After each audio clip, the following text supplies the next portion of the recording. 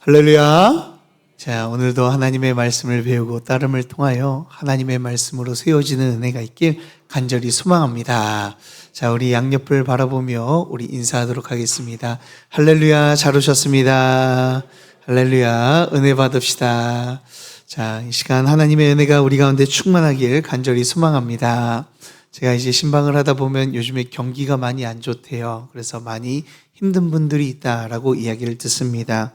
그때는지 몰라도 많은 분들이 위로와 힘이 필요한 시대인 것 같습니다.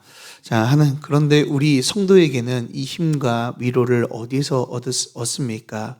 우리는 이 하나님께서는 이 예배를 통하여서 우리에게 위로를 주시고 힘도 주시고 능력을 허락하여 주시는 줄 믿으시길 바랍니다. 그래서 예배는요, 우리의 특권이고요, 하나님의 힘을 받는 아주 귀한 시간입니다. 그리고 우리가 세상에서 승리할 수 있는 비결이다라고 이야기할 수가 있죠. 자, 예배에서 승리하면요, 우리가 모든 것들이 승리하게 되는 것을 우리가 보게 돼요. 그런데 예배에서 실패하면요, 그 삶이 완전히 이 실패하는 모습으로 우리는 보여지게 됩니다. 자, 그래서 바른 예배, 참된 예배를 드리는 것은요, 너무나도 중요하다라고 우리는 이야기할 수 있어요. 자, 우리가 지난 시간에 예배에 대해서 같이 나눴죠. 무엇을 나눴습니까? 예배는 특권이다라고 이야기를 드렸습니다. 자, 우리의 특권인 예배에 대해서 같이 나눴습니다. 왜 특권입니까? 최고의 가치 있는 분에게요, 우리가 영광을 올려드리기 때문에. 근데 그것을 아무나 올리지 않고 하나님의 백성된 자만 올려드릴 수 있기 때문에 우리가 이 예배는 특권이다라고 말씀을 드렸어요. 그래서 우리는, 성도는요, 예배가 최고의 특권이기 때문에, 또한 최고의 복이기 때문에 그 어떤 것과도 타협할 수 없는 가치 있는 일입니다. 그래서 우리는 예배 드리는데 목숨 걸어야 되고, 예배를 드리기 위해 우리가 하나님을 높이기 위해 우리가 더욱더 살아가야 될 줄 믿습니다. 자, 그래서 우리는요, 온전한 예배를 드리기 위해서요, 세 가지의 모습이 필요하다라고 말씀을 드렸어요. 첫 번째는 어떤 모습이요? 하나님을 경외하는 모습. 그리고 두 번째는 내 자신을 낮춰 엎드리는 모습이 필요하다라고 말씀을 드렸습니다. 그리고 세 번째는 하나님을 섬기는 모습이 우리 가운데 필요하다라고 말씀을 드렸죠. 하나님께서는 우리를 하나님을 예배하기 위해서 부르셨어요. 그렇기 때문에 우리 자신을 내려놓고 하나님을 향하여 경외함을 가지고, 또한 하나님을 앞에 엎드리며 주님을 섬기며 나가야 되겠죠. 그렇다면 여러분들은 오늘 어떤 마음을 가지고 이 자리에 나오셨습니까? 주님을 경외함으로 최고의 영광을 돌리겠다라고 하며 이 자리에 나오셨습니까? 아니면 시간이 되어서 그냥 이 자리를 채워 나가기 위해서 나오셨습니까?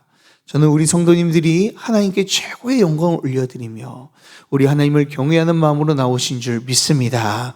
이 시간 우리의 예배가 하나님만을 높이며 하나님만을 더 드러내는 귀한 예배가 되길 주님의 이름으로 축복합니다. 자, 그러면 오늘 예배에 대해서 두 번째 말씀을 나눠보도록 하겠습니다.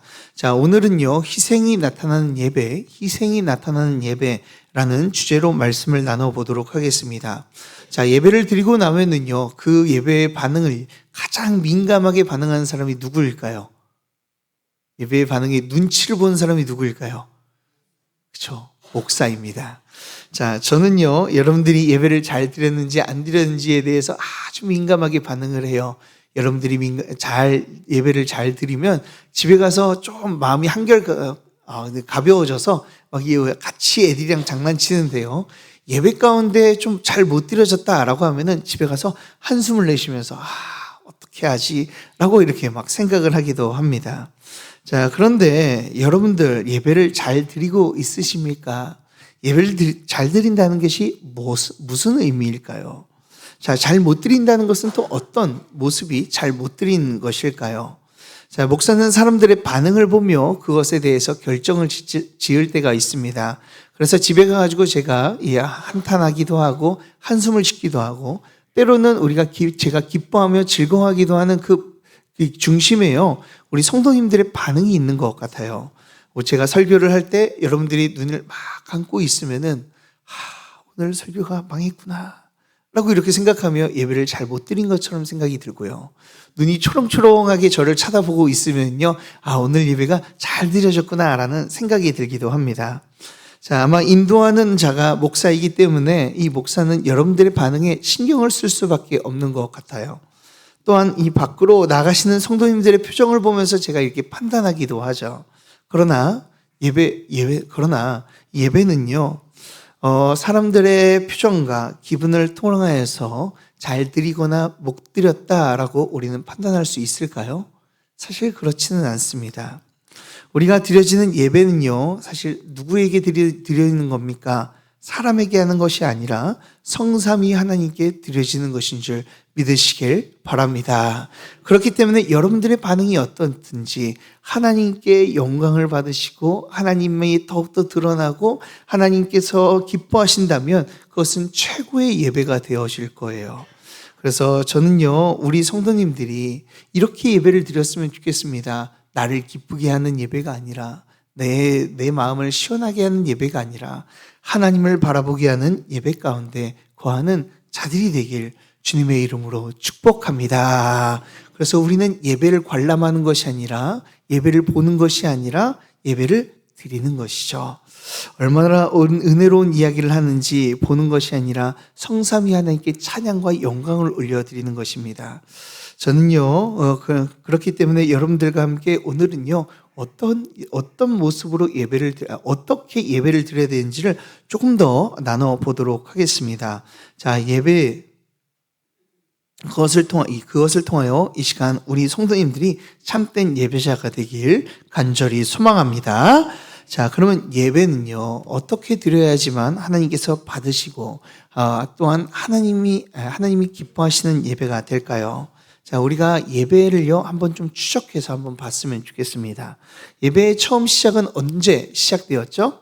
바로 우리가 창조되었을 때부터, 우리는 에덴 동산 때부터 아담과 하와가 하나님을 높이며 예배하며 찬양하며 그분이 주신 복을 누리며 살아갔어요.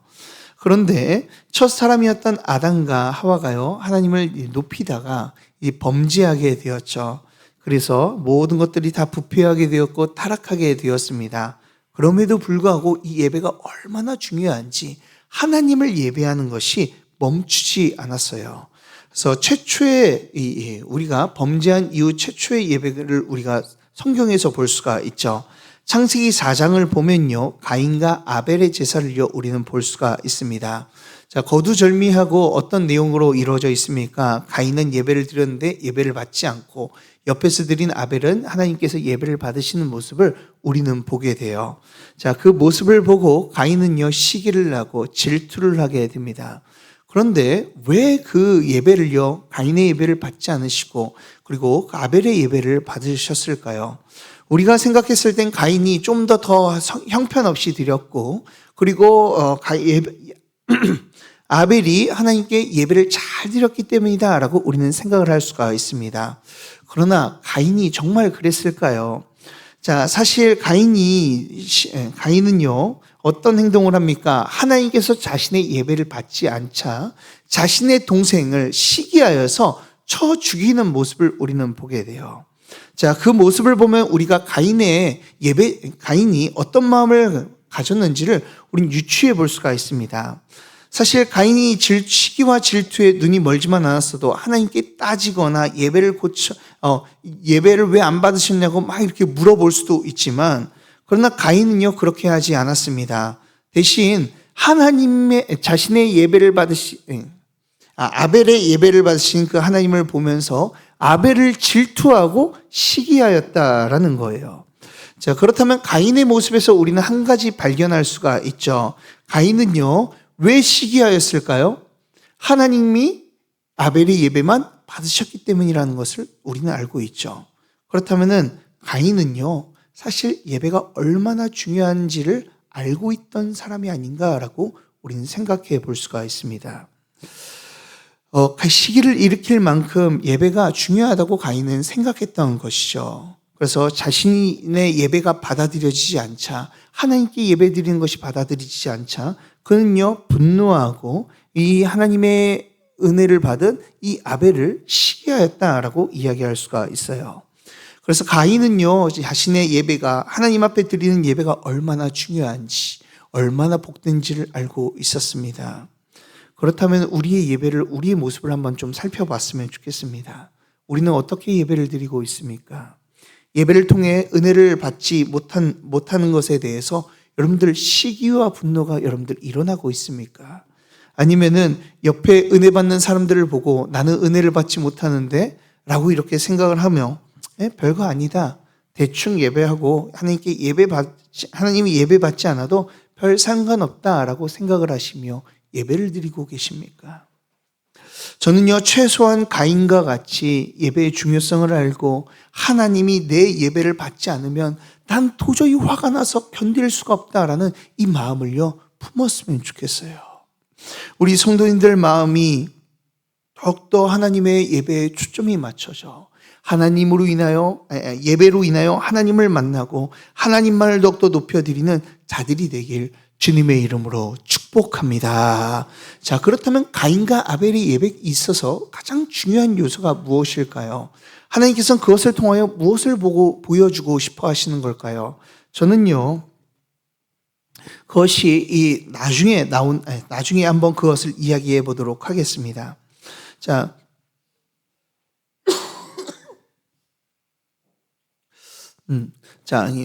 그것을 나중에 가면요, 그것이 나옵니다. 자, 이 예배는요, 언제 체계화가 됐을까요?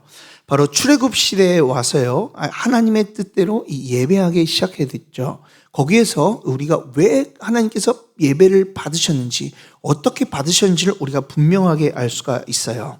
자, 하나님께서 출애굽한 이스라엘 백성들에게 시내산에서 그들을 불러 모아놓고 하나님의 율법을 주시며 어떻게 예배해야 될지를 알려주십니다. 그 내용이요, 레위기 1장부터 7장까지의 내용으로 이루어지고 있어요. 자, 그러면서 이 5가지의 제사를 가르쳐 주고 계신데, 시간이 없기 때문에 우리가 한 가지만 좀 보면요, 속죄제를 한번 좀 살펴보도록 하겠습니다. 자, 어떻게 예배드리는지 한번 좀 보면요, 레위기 4장을 보면 그것이 나와 있습니다.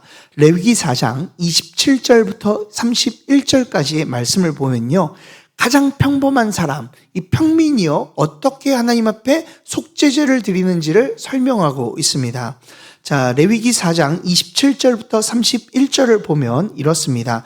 27절을 보면 평민한 사람이 죄를 범하면 어떻게 하나님께 예배를 해야 되는지를 알려주면서, 그 다음 절 28절을 보면요, 이렇게 어떻게 예배드리는지를 하나씩 설명해 주고 있어요. 제가 그것을 한번 설명해 드리겠습니다. 자, 이 사람이요, 이 죄를 짓고 하나님께 예배를 해야 되는데, 예배를 하러 나오면요, 어떻게 하냐면 죄를 사하기 위해서 흠없는 염소를요, 이 암염소를 데리고 옵니다. 그리고 이 염소는요, 이 희생제물로 쓰여지게 되는 거예요. 그리고 예배하러 온 사람은요, 제사장 앞에서 이 제물을 놓고 그 위에다가, 제물 위에다가 안수를 합니다. 염소 위에다가 안수를 하는 거예요, 이 예배 드리는 자가요. 그러면서 자신의 죄를요, 하나씩 고백하는 거예요. 내가 이런 죄를 지었고 저런 죄를 지었습니다. 이런 잘못을 지었습니다. 라고 하며 죄를 모두 다 자복하게 됩니다. 그리고 그 희생제물을요, 제사장은 목을 따서요, 그 안에 피를 받고, 이 예배드리는 자는요, 그 제물을 가지고 각을 뜹니다. 자, 시전자가 이 염소를요, 다 자르는 거예요.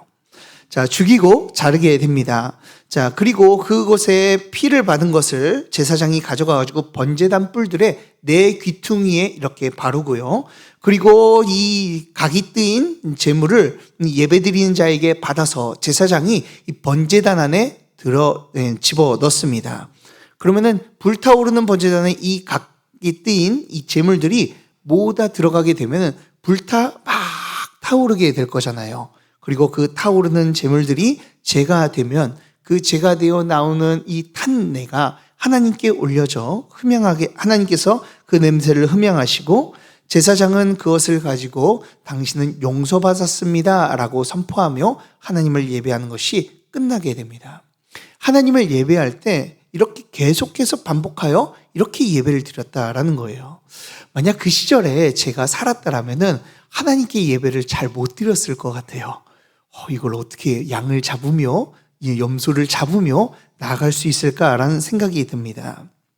근데 왜 하나님께서는 동물을 잡아서 각 뜨면서까지 예배를 드리라고 이렇게 이야기를 하실까요? 사실 우리의 예배는요, 그렇게 드리지는 않습니다. 지금 우리는요, 피를 보지는 않아요. 그리고 짐승으로 제사는 지내는 시대가요, 이 시간 다 끝났습니다. 그렇기 때문에 우리는 이곳에 나와 그저 찬양하며 예배를 드리는 것이죠. 자, 더 이상 염소나 양과 비둘기를 가지고 우리는 잡아서 예배를 드리지 않습니다. 왜 그럴까요? 새로운 희생 제물이 오셨고 새로운 제사가 만들어졌고 또한 새로운 예배가 우리 가운데 이루어졌기 때문에 그런 줄 믿으시길 바랍니다. 그것이 누구를 통해서 이루어졌어요? 우리 주 예수 그리스도를 통해서 이루어진 줄 믿으시길 바랍니다. 자, 그렇기 때문에 예배의 형식이 모두 다 바뀌게 되었어요. 자, 그러나 우리가 형식이 바뀌어서 지금 양과 염소, 비둘기 이런 것들은 잡지 않아도요, 그 예배 안에서 이루고 있는 요소들은요, 변하지 않아요. 자, 형식은 변할 수 있어도 그 안에 하나님께서 원하시는 진리들은 변하지 않는다라는 것이죠. 자, 그렇다면 그 요소가 뭐가 있을까요? 자, 예배 때요 필요한 요소는 4가지가 있습니다. 첫 번째는요, 바로 예배받는 대상이 있어야지 우리가 예배를 드릴 수 있잖아요. 그래서 예배받는 대상이 있어야 됩니다. 우리의 예배의 대상은 누구십니까? 성삼위 하나님이신 줄 믿으시길 바랍니다. 그래서 우리는 하나님께, 전능하신 하나님께 예배하는 거예요. 그런데 예배할 때 예배를 받는 사람만 있고 아무도 없으면 문제겠죠. 그렇기 때문에 두 번째로 뭐가 필요합니까? 예배 드리는 자, 예배자가 필요한 것이죠.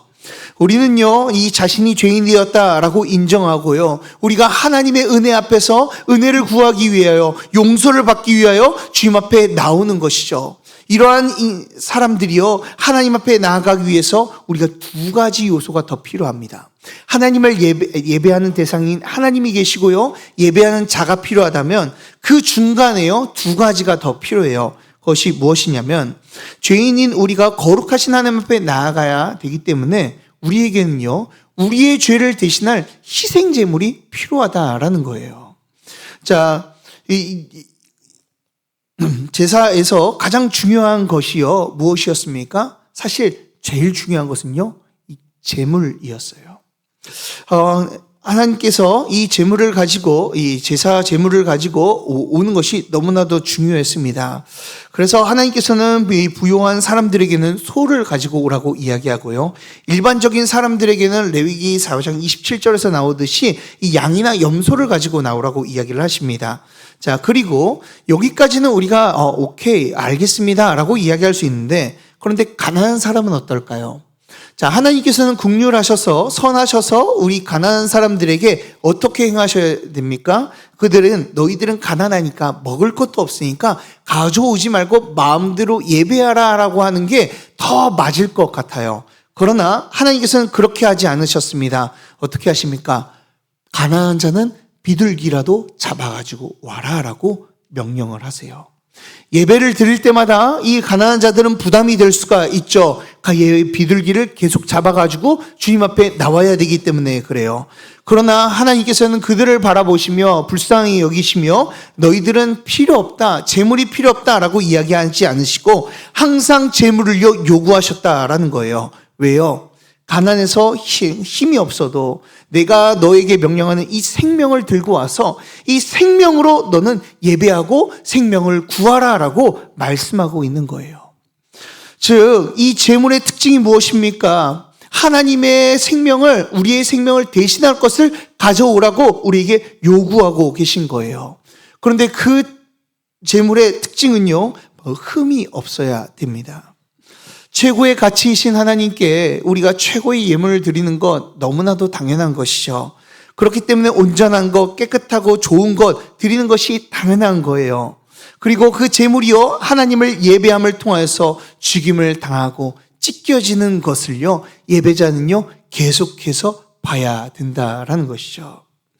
예배 가운데 이 모습이 계속 보여져야 되는 겁니다. 나를 대신하여 희생제물이 죽어가는 그 모습, 그리고 불타 없어져 재가 되어지는 그 모습, 자신의 가치가 있음에도 불구하고 나를 대신하여서 희생제물이 되어서 가치를 모두 잃어버리는 모습을요, 예배자는요 계속해서 봤다라는 거예요. 그리고 그 제물이 모든 가치를 잃어버릴 때 제사를 드리는 자에게 하나님께서 말씀하시는 겁니다. 너는 이제 죄가 사해졌고 사망에서 생명으로 옮겨졌다. 하나님 안에 거하는 귀한 주님의 백성이 되었다라고 우리에게 말씀해주고 계신 것이죠. 왜 하나님께서는 제사를 드릴 때 제물을 가져오라고 이야기하시는 걸까요? 가난한데 어려운데 이 어려운 시대 가운데 왜 하나님께 제물을 가져오라고 이야기하는 걸까요? 예배드리는 자는요, 자신의 희생 제물을 봐야 되기 때문에 그래요. 그것을 통하여 하나님께서는 내가 대신 내가 원래 찢겨지고 태워지고 저렇게 사라져야 될 인물이라고, 아무런 가치 없는 자로 사라져야 된다는 것을 하나님께서는 보여주시기 위하여 희생 제물을 가지고 와서 나를 예배하라라고 말씀하고 계신 거예요. 그러면 예배자는요, 그 모습을 볼 때요, 어떤 생각이 들까요? 잘 탄다. 불꽃이 아름답다. 라고 생각을 할까요? 그렇지 않죠. 내가 대신 저 불 속에 들어가서 죽어야 되는데 내 죄 때문에 저 희생제물이 죽는구나. 더 이상 내가 죄를 짓지 말아야 되겠다라는 마음이요, 그 마음 가운데 강렬하게 들어가게 되는 것이죠. 자, 이러한 요소는요, 사실 우리에게 사라지지 않았습니다. 신약에 넘어와서요, 동일하게 우리 가운데 하나님께서는 요구하고 계세요.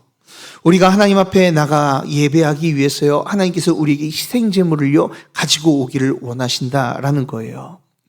그리고 그것을 가지고 우리는 예배드려야 되는 것이죠. 그렇다면은 우리에게 있어 희생제물은 무엇입니까? 여러분들, 우리에게 있어 희생제물은 무엇일까요? 우리가 가지고 나오는 헌금일까요? 아닙니다. 우리가 전에는 짐승의 피로 예배를 드렸다면 이제는 더 이상 희생제물을 가져와서 우리는 잡을 필요가 없어요. 대신 세상에서 가장 보배로운 피, 거룩한 피를 가지신 예수 그리스도께서 우리의 희생제물이 되신 줄 믿으시길 바랍니다. 그래서 우리가 드려지는 이 예배 가운데 예수 그리스도의 보배로운 피가요, 날마다 흘러나와야 되는 거예요. 하나님께서는 우리가 예배를 드릴 때 이 예수 그리스도의 보배로운 피를 바라보며 주님께서 나를 위해서 이런 은혜를 베푸셨다는 것을 끊임없이 기억하기를 원하신다라는 것이죠. 그리고 마지막엔 어떤 요소가 필요합니까? 바로 하나님께 희생제물을 드리는 이 중보자가 필요해요. 자, 구약의 시대에서는 제사장이 이 중보자의 역할을 감당하여서 하나님 앞에 나아가 이 사람을 대신하여서 죄를 사하여달라고 하나님 앞에 부탁을 합니다. 그리고 그 제사장의 역할을 통하여서 그 사람들은요, 이 예배하는 자들은 이 용서를 받고 이 죄 사함을 받게 되죠. 그렇다면 지금 우리의 중보자는 누구입니까? 지금 여기 설교하고 있는 저희 목사입니까? 그렇지 않습니다. 목사도 중보자가 될 수가 없고요, 기도를 많이 한 사람도 중보자가 될 수가 없어요. 자, 그러나 성경에서는 분명히 우리에게 중보자가 있다라고 말씀합니다. 그게 누구라고 이야기합니까? 히브리서 4장 14절을 보면 이렇게 말하고 있어요. 제가 읽어드리겠습니다. 그러므로 우리에게 큰 대제사장이 계시니 승천하신 이 곧 하나님의 아들 예수시라. 할렐루야. 자, 우리 예수 그리스도께서 우리의 큰 대제사장이 되셨다라는 거예요.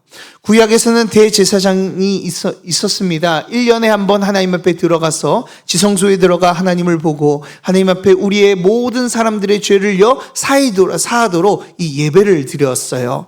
그리고 대제사장은요, 예배하러 들어갈 때요, 그는 여전히 죄인의 모습이 있었기 때문에 자신의 모습을 깨끗이 하고 다시 한번 속죄하는 제사를 올려드리고 하나님 앞에 나아갔습니다. 그리고 사람들의 죄를요 아뢰고 이 중보자의 역할을 감당했어요. 그런데요, 그런 대제사장보다 더 온전하시고 크신 분이 바로 우리 주 예수 그리스도이신 거예요. 그 예수 그리스도께서는 어떤 것에서도 넘어지지 않으시고요. 완전한 의로움으로 이 땅 가운데 사셨고요. 그리고 그 의로움을 우리에게 허락하여 주셔서 하나님과 우리 사이를 중보하시는 중보자로 서 계신다라는 것이죠. 그래서 우리는요, 이 예수 그리스도를 통해서 하나님께 나아갈 수 있고요. 이 희생제물 대신 예수 그리스도를 우리가 바라봄을 통하여 하나님께 온전히 예배드릴 수 있는 줄 믿으시길 바랍니다. 그래서 우리 가운데 있는 이 죄의 거대한 담을요, 예수님께서는 모두 희생제물을 통하여 화목제물을 대심을 통하여 이 모두 허물어 주시고요. 하나님과 우리 사이를 중보하시며 하나님 앞에 온전한 예배를 드릴 수 있도록 우리를 만들어 주신 거예요. 사랑하는 여러분, 그렇다면 예배 가운데 우리가 정말 바라봐야 되고 우리가 느껴야 되고 경험해야 되고 또한 우리가 더욱더 의지해야 될 것이 무엇입니까? 우리 예배 가운데 정말 무엇이 있어야 될까요? 그것은요, 바로 예배 속에서 예수님을 보고 예수님의 그 은혜를 경험하고 예수님을 만나는 것인 줄 믿으시길 바랍니다. 나를 위해서 십자가 위에 달려 돌아가신 그 예수님을 보는 거예요.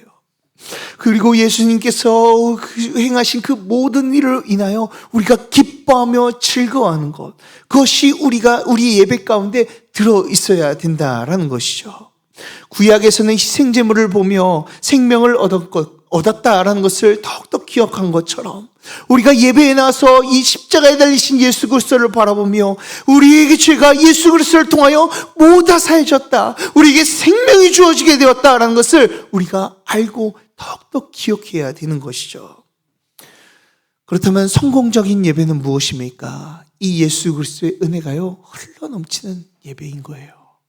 그런데 요즘 예배가 굉장히 이상해지고 있는 것 같습니다.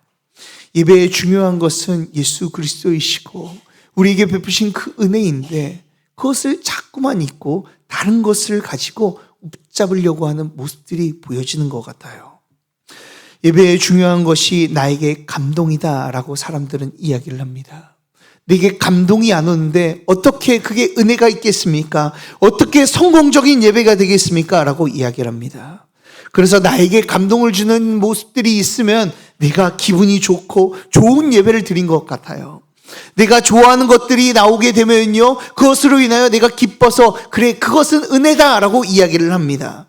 또한 내가 찬양을 좋아하기에 찬양 가운데서 내가 좋아하는 찬양이 나오면은 그것으로 인해 인도자를 통하여 나오는 그 목소리가 너무나 감미로워서 그것을 나는 은혜를 받았다, 찬양으로 나는 큰 은혜 가운데 있었다, 예배는 성공하였다라고 이야기를 하기도 해요.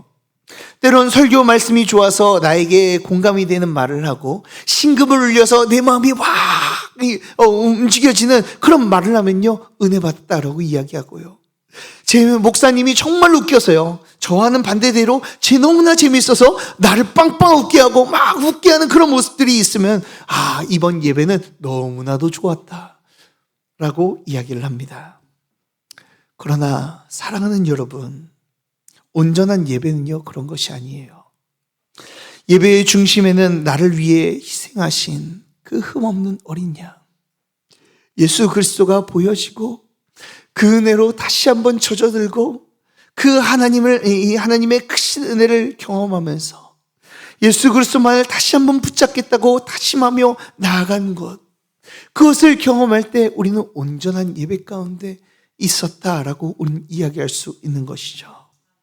아무리 재미있고 아무리 감동적인 이야기를 하고 우리의 마음을 뒤흔들어 놓는 찬양이 있다 하더라도 그 가운데 예수님이 보여지지 않는다면 우리가 무엇을 경험했듯 간에 희생제물이 빠져있는 엉터리 예배가 되어지게 되는 거예요. 가인과 아벨의 큰 차이점이 무엇입니까? 그 예배의 차이점은 바로 제물에 있다라고도 이야기할 수가 있어요. 사랑하는 여러분, 그렇다면 예배는 무엇입니까? 예배는 우리를 위해 희생당하신 하나님의 어린 양이시고 우리를 하나님으로 이끄시는 중보자이신 예수 그리스도를 의지하고 바라보는 것인 줄 믿으시길 바랍니다. 예수님의 희생이 기억되어지고 그 은혜 앞에 나아갈 때 우리의 예배는 참된 예배가 되어지게 되는 것이죠. 저는 이 예수 그리스도의 희생이요 우리 예배 가운데 담겨지길 원합니다. 예수님의 그 죽으심이 밝히 보여지고 그 은혜에 우리가 다시 한번 감격해지는 예배가 되어지길 원합니다. 그래서 예수 그리스도가 살아나시는 예배, 예수 그리스도만을 높이는 예배, 하나님의 어린 양의 은혜로 덮어지는 예배가 되길 주님의 이름으로 축복합니다. 그래서 저는 우리 교회의 예배가요 이런 예배가 되어졌으면 좋겠어요. 자, 그렇다면 우리의 예배 하나님이 기뻐하시는 예배인가요? 여러분들은 정말 이 시간 예수 그리스도를 바라보고 계십니까? 예수 그리스도를 의지하고 예배를 드리고 계십니까? 그러면 목사님 저는 그렇습니다 라고 이야기한다면 우리 가운데 한 가지 큰 뚜렷한 모습이 보여지게 됩니다. 우리가 하나님이 기뻐하시는 예배인지 확인할 수 있는 방법이 있어요. 그것은요 우리의 삶을 보면 알 수가 있습니다. 자, 오늘 우리가 읽었던 말씀은 이 로마서 12장이죠. 자, 이 로마서는요, 복음의 핵심이라고 이야기할 수 있는 우리가 복음에 대해서 가장 잘 설명해주는 이 책이에요. 그래서 바울이요, 1장부터 11장까지 복음을요, 체계적으로 여러 가지의 관점으로 이제 설명해주고 있습니다. 그러면서 그 복음을 잘 듣고 그 복음 안에서 예배하며 살아가는 자들은 어떻게 살아가야 되는지를 우리 12장부터 우리에게 말씀해 주고 있어요. 그래서 로마서는 1장부터 11장까지는 복음에 대해서 이야기하고요. 12장 이후부터는 실천에 대한 이야기를 해주고 있습니다. 거기에서 가장 먼저 이야기하는 것이요. 오늘 본문의 말씀이죠. 자, 우리 다 같이 오늘 본문을 한번 읽어보도록 하겠습니다. 1절 다 같이 읽겠습니다. 시작!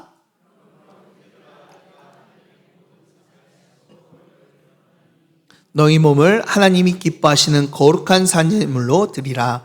이는 너희가 드릴 영적 예배니라. 아멘. 자, 오늘 우리에게 드릴 영적 예배라고 이야기를 합니다. 그런데 그것을 복음을 잘 알고 잘 누리고 있다면, 이제 예수 그리스도를 통하여 예배를 드리고 있다면 너희들이 이 영적 예배를 드리는데 그 영적 예배가 무엇이라고 말씀하고 있어요? 하나님이 기뻐하시고 거룩하고 살아있는 제물로 내 자신을 드리는 것이다 라고 말씀을 하고 있죠. 예수 그리스도를 바라보고 드러내는 이 영적 예배를 드리는 자들에게는 이 제물로서 주님 앞에 드린다라는 것이죠. 우리가 제물로 드린다라는 것은 어떤 의미일까요? 자, 여기서 나오는 이 제물은요, 희생 제물을 의미하고 있어요. 예수 그리스도를 통해서 생명 얻은 사람은요, 또한 예배를 통해서 예수 그리스도를 본 자들은요, 예수님께서 희생제물 되어 살아가신 것처럼 우리도 함께 희생제물이 되어 살아갈 수밖에 없다라고 말씀하고 있는 것이죠. 왜 목사님, 왜 우리가 희생제물로서 살아갈 수밖에 없습니까? 자, 세상에는요, 많은 예배가 있습니다. 우리 교회만 보아도요, 많은 예배를 드리고 있어요. 아침 기도회, 그리고 수요 예배, 금요 예배, 주일 오전, 오후, 그리고 목장 예배까지. 이렇게 수많은 예배를 드립니다. 근데 그 예배 가운데 우리를 위해서 희생하신 예수 그리스도를 만나면요, 어떤 일이 벌어져요? 예배 가운데요, 예수님을 계속해서 보는 거예요. 예수님의 희생하심과 죽으심과 희생제물로 돌아가시는 것을 우리는 더욱더 밝히 보는 것이죠. 그러면요, 우리의 모습은요, 예수 그리스도의 그 모습을 보며 닮아가게 되어 있어요. 주님이 걸어가신 그 희생의 제물의 길을요, 우리도 함께 걸어가게 되는 거예요. 사람은요, 자기가 가장 크다라고 생각하는 것을 보고요, 배웁니다. 정말 위대하다라고 생각하는 것을 보고 그것을 따라요. 그래서 자녀들이요, 부모를 보고 닮는 것 같아요. 어릴 때 부모님들이 제일 커 보이잖아요. 제일 위대해 보이잖아요. 그러니 그 부모의 모습을요, 모방하고 닮아가게 되죠. 그래서 제가 우리 아이들을 볼 때요, 참 신기한 것 같습니다. 제가 가르치지 않았는데 어떻게 제 말투를 그렇게 따라하는지, 어떻게 가르치지 않았는데 삶의 방식이 어떻게 저를 그렇게 닮았는지. 왜 그렇습니까? 아이들이 보기에 가장 큰 사람이 부모님이기 때문에 그래요. 그래서 자녀들은 부모의 생활과 모습, 말투, 이 습관들을 닮아갈 수밖에 없죠. 그렇다면 성도들은요, 누구를 가장 크게 보며 살아갑니까? 우리 주 예수 그리스도를 바라보며 살아가는 거예요. 또한 예배를 통해서 희생제물로 돌아가신 그 예수 그리스도를 바라보며 그 은혜 가운데 우리가 살아가며 감격하며 주님께 감사와 찬양을 올려드리며 살아가는 자들이 바로 성도들이에요. 그 희생제물 되신 예수 그리스도를 바라보았을 때 우리가 그 모습을 보며 가장 크다라고 생각하면 우리가 그 모습을 따라갈 수밖에 없지 않겠습니까? 그런데 요즘 너무나 가슴 아픈 것은요, 기독교 안에서 이런 이와 달리 이중적인 모습이 보여지는 것 같아요. 우리는요, 천국을 소유하고 예수님을 위해서 살아간다라고 이야기를 하는 자들입니다. 천국의 시민처럼 살아가야 되고 하늘의 소망을 가진 사람처럼 살아가야 됩니다. 그런데요, 하나님의 입으로는 천국의 시민, 천국을 소유한 자, 천국을 위해서, 하나님의 나라를 위해서라고 이야기를 하지만 그들의 삶을 보면은 세상 사람들과 똑같이 살아가는 모습을 보게 돼요. 천국을 소망한다고 하면서 세상 것에 집착을 하고요.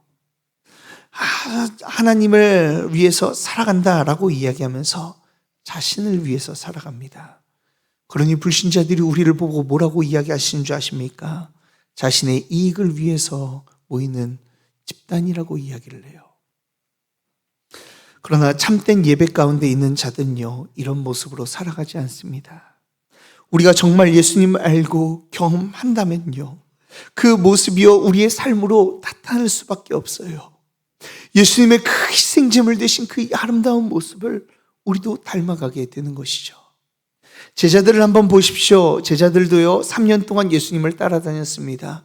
그러나 이 예배 가운데 그 죽으시고 부활하신 예수님을요, 만나지를 못했어요.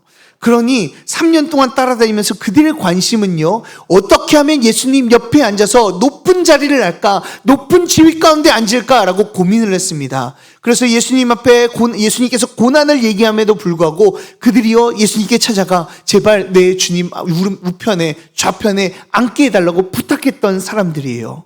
그런데 예수님의 부활을 맛보고 예수님의 성령으로 인하여 예수님을 경험하게 되니까요, 그들의 인생이요 180도 변하게 되었습니다. 자신의 특권과 이득을 위해서 살아가는 것이 아니라 핍박과 박해 속에서도 하나님의 사명을 감당하기 위하여 하나님의 나라를 위해서 그들은요 달려나갔다라는 것이죠. 그리고 결국 그들의 삶은요 순교로서 마치게 되었습니다. 예수님의 그 길을요 그대로 따라가는 희생제물과 같은 삶을 살아가는 것을 우리는 보게 돼요. 예배 가운데 어린 양 되신 예수 그리스도를 우리도 바라본다면, 그분을 더욱더 경험한다면 우리 자신도 이 예수 그리스도를 닮아 살아갈 수밖에 없는 것이죠. 그래서 오늘 바울은요 2절 말씀에서 이렇게 이야기하고 있습니다.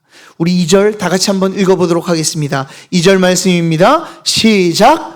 너희는 이 세대를 본받지 말고 오직 마음을 새롭게 함으로 변화를 받아 하나님의 선하시고 기뻐하시고 온전한 뜻이 무엇인지 분별하도록 하라. 아멘. 오늘 무엇이라고 이야기하고 있어요? 이 시대를 본받지 말라라고 말씀하고 있어요. 사랑하는 여러분, 이 시대를 본받지 말라는 게 무슨 말입니까? 이 세대가요 우리에게 요구하는 게 무엇일까요? 저는요 이거라고 생각합니다. 나 자신을 위해서 살라라는 거예요. 그래서 책도 이런 책이 있습니다. 너 착하게 살지 말라라는 책도 있어요.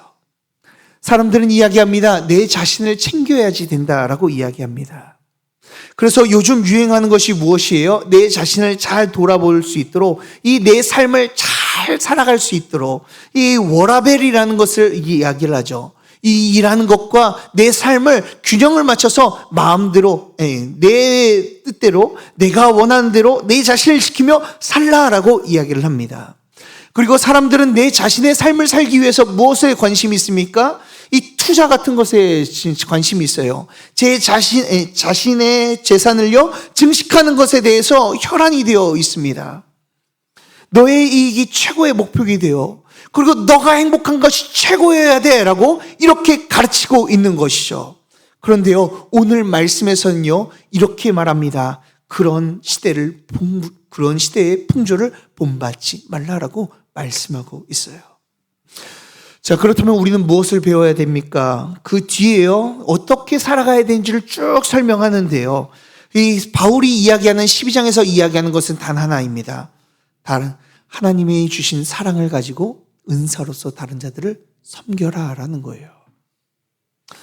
왜 이런 말을 합니까? 우리는 내 자신을 위해서 살아가는 자들이 아니라 다른 성도들을 위해서, 다른 사람들을 위해서 살아가는 자들이기 때문이 그렇습니다. 사랑하는 여러분, 우리가 온전한 예배를 드린다면, 예수 그리스도를 통해 예배 가운데 경험하게 된다면, 우리는요, 예수 그리스도의 희생제물 되시는 그 모습을 닮아 우리도 그렇게 따라 살아갈 수밖에 없는 자들이 되는 것입니다. 저는 우리 성도님들 삶 가운데 참된 예배의 열매가 맺혀지길 간절히 소망합니다. 그것으로 인해 우리 교회가 더욱더 우리 자신을 하나님께 드리며 예수 그리스도의 그 거룩하신 모습을 보여주며, 또한 하나님께서 예수 그리스도를 통하여 보여주신 그 은혜를 모두 다 누리며 살아가는, 그래서 십자가의 길을 기쁨으로 걸어가는 놀라운 은혜가 있길 주님의 이름으로 축복합니다. 그래서 우리의 예배는요, 예수 그리스도의 희생이 보여지는 예배가 돼야 되고요, 우리의 삶도 예수 그리스도의 희생을 닮아 희생으로 살아가는 삶이 되어야 될 줄 믿습니다. 그래서 우리가 이 희생이 더욱더 나타나는 예배가 되어 하나님만을 더욱더 온전히 섬기며 나아가는 저와 여러분들 되길, 또한 우리 교회 되어지길 주님의 이름으로 축복합니다. 우리 함께 기도하도록 하겠습니다.